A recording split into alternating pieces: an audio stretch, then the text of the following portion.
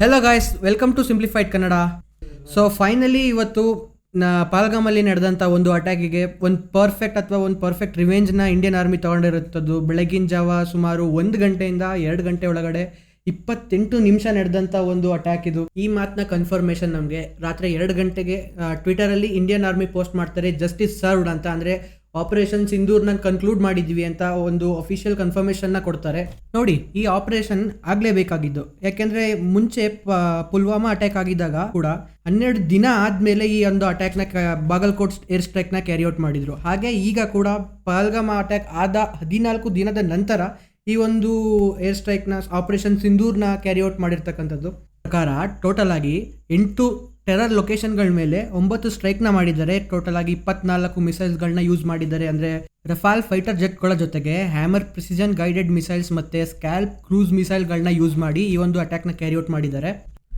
ಹಾಗೆ ಈ operation conclude ಆದಮೇಲೆ ಮಿನಿಸ್ಟ್ರಿ ಆಫ್ ಡಿಫೆನ್ಸ್ ಕಡೆಯಿಂದ ಒಂದು ಪ್ರೆಸ್ ರಿಲೀಸ್ನ ಮಾಡ್ತಾರೆ. ಈ ಪ್ರೆಸ್ ರಿಲೀಸಲ್ಲಿ ಮೆನ್ಷನ್ ಮಾಡ್ತಾರೆ, ಇದು ಒಂದು ಪ್ರಿಸಿಷನ್ ಆಗಿ ಮಾಡಿರ್ತಕ್ಕಂಥ ಸ್ಟ್ರೈಕ್, ಅದು ಬರೀ ಟೆರರಿಸ್ಟ್ ಕ್ಯಾಂಪ್ಗಳನ್ನ ಟಾರ್ಗೆಟ್ ಮಾಡಿರ್ತಕ್ಕಂಥ ಒಂದು ಸ್ಟ್ರೈಕ್ ಅಂತ ಮೆನ್ಷನ್ ಮಾಡ್ತಾರೆ. ಇದರಲ್ಲಿ ಯಾವುದೇ ಪಾಕಿಸ್ತಾನ್ ಮಿಲಿಟರಿ ಫೆಸಿಲಿಟೀಸ್ನ ಟಾರ್ಗೆಟ್ ಮಾಡೋದಾಗಲಿ ಅಥವಾ ಯಾವುದೇ ಸಿವಿಲಿಯನ್ ಇರ್ತಕ್ಕಂಥ ಏರಿಯಾನ ಟಾರ್ಗೆಟ್ ಮಾಡದೆ ಜಸ್ಟ್ ಟೆರರ್ ಔಟ್ಫಿಟ್ಸ್ ಅಥವಾ ಟೆರರ್ ಕ್ಯಾಂಪ್ಸ್ ಎಲ್ಲಿ ಆಪ್ರೇಟ್ ಆಗ್ತಿದ್ವು ಆ ಕ್ಯಾಂಪ್ಗಳನ್ನ ಮಾತ್ರ ಟಾರ್ಗೆಟ್ ಮಾಡಿರ್ತಕ್ಕಂಥದ್ದು ಅನ್ನೋದನ್ನು ಸ್ಪೆಸಿಫೈ ಮಾಡಿ ಹೇಳ್ತಾರೆ. ಅಂದರೆ ಇದು ಮಾಡಿರುವಂಥ ಆ್ಯಕ್ಷನ್ ಟೋಟಲಿ ಡಿ-ಎಸ್ಕುಲೇಟರಿ ಅಥವಾ ನಾನ್ ಎಸ್ಕುಲೇಟರಿ ಇನ್ ನೇಚರ್ ಅಂತ ಹೇಳ್ತಾರೆ. ಅಂದರೆ ಇಲ್ಲಿಂದ ಯಾವುದೇ ರೀತಿ ಎಸ್ಕುಲೇಷನ್ನ ನಾವು ಎಕ್ಸ್ಪೆಕ್ಟ್ ಮಾಡಲ್ಲ. ಬಟ್ ಪಾಕಿಸ್ತಾನ್ ಇಲ್ಲಿಂದ ಸುಮ್ಮನಿರುತ್ತಾ ನಿಜವಾಗ್ಲೂ, ಅಥವಾ ತಮ್ಮ ಸ್ಟುಪಿಡಿಟಿನ ಹಾಗೆ ಕಂಟಿನ್ಯೂ ಮಾಡ್ತಾರಾ ಅನ್ನೋದನ್ನು ನೋಡಬೇಕಾಗುತ್ತೆ. ಆದರೆ ಸದ್ಯಕ್ಕೆ ಇಡೀ ಪಾಕಿಸ್ತಾನಲ್ಲಿ ಒಂದು ಪ್ಯಾನಿಕ್ ಸಿಚುವೇಶನ್ ಕ್ರಿಯೇಟ್ ಆಗಿದೆ. ಯಾಕೆಂದರೆ 24 ಮಿಸೈಲ್ಗಳು, ಅವರ ಏರ್ ಡಿಫೆನ್ಸ್ ಸಿಸ್ಟಮ್ ಕೂಡ ಏನೂ ಮಾಡೋಕ್ಕಾಗದೆ, ಅವರ ಆರ್ಟಿಲರಿ ಸಿಸ್ಟಮ್ಸ್ ಕೂಡ ಏನೂ ಮಾಡೋಕ್ಕಾಗದೆ, ಅದು ಪಿನ್ ಪಾಯಿಂಟ್ ಅಕ್ಯುರೇಸಿಲಿ ತಮ್ಮ ಟಾರ್ಗೆಟ್ಗಳನ್ನ ಹಿಟ್ ಮಾಡಿರ್ತಕ್ಕಂಥದ್ದು. ಇದೊಂದು ಮೇಜರ್ ಸೆಟ್ ಬ್ಯಾಕ್ ಆಗುತ್ತೆ ಪಾಕಿಸ್ತಾನ್ ಮತ್ತು ಪಾಕಿಸ್ತಾನ್ ಆರ್ಮಿಗೆ. ಹೀಗೆ ಮಿಸೈಲ್ ಹಿಟ್ ಆಗ್ತಿರೋಂಥ ವೀಡಿಯೋಗಳು ತುಂಬ ಸರ್ಫೇಸ್ ಆಗ್ತಿದ್ದಾವೆ. ಮತ್ತು ಅದ್ರ ಜೊತೆಗೆ ತುಂಬ ಫೇಕ್ ನ್ಯೂಸ್ಗಳು ಕೂಡ, ಮಿಸ್ಇನ್ಫಾರ್ಮೇಷನ್ಗಳು ಕೂಡ ಸ್ಪ್ರೆಡ್ ಆಗ್ತಿದ್ದಾವೆ. ಬಟ್ ಇಲ್ಲೊಂದು ಒರಿಜಿನಲ್ ಮತ್ತು ಜೆನ್ಯೂನ್ ವಿಡಿಯೋ ಏನಿದೆ ಅದು ಹೊರಗಡೆ ಬಂದಿರತಕ್ಕಂಥದ್ದು. ಇದೊಂದು ವಿಡಿಯೋನ ನಿಮ್ಗೆ ನೋಡಿ.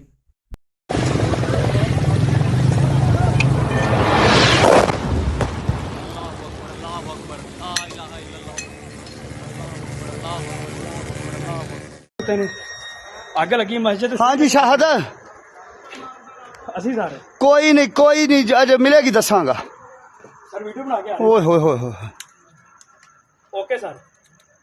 आओ सारे थां जो है ओए होए होए मस्जिद दा सेन है सारा। आओ सारी मस्जिद उड़ गई हैं, सारी मस्जिद तबाह हो गई। हेलो, ನಾವು ಇದರ ಹಿಂದೆನೇ ಪಾಕಿಸ್ತಾನಿ PM ಶಹಬಾಜ್ ಶರೀಫ್ ಒಂದು ಟ್ವೀಟ್ ಮಾಡಿ ಹೇಳ್ತಾರೆ, ಇಂಡಿಯಾ ಮಾಡಿರ್ತಕ್ಕಂಥ ಅಟ್ಯಾಕ್ ಒಂದು ಕೌರ್ಡ್ಲಿ ಅಟ್ಯಾಕ್ ಮತ್ತು ಹೀನಿಯಸ್ ಆ್ಯಕ್ಟ್ ಅಂತ ಎಲ್ಲ ಇದನ್ನು ಖಂಡಿಸಿದ ಮೇಲೆ ಒಂದು ನಾವು ಕೂಡ ಬಿಫಿಟಿಂಗ್ ರಿಪ್ಲೈಯನ್ನು ಕೊಡ್ತೀವಿ ಅಂತ ಒಂದು ಹೇಳ್ತಾರೆ.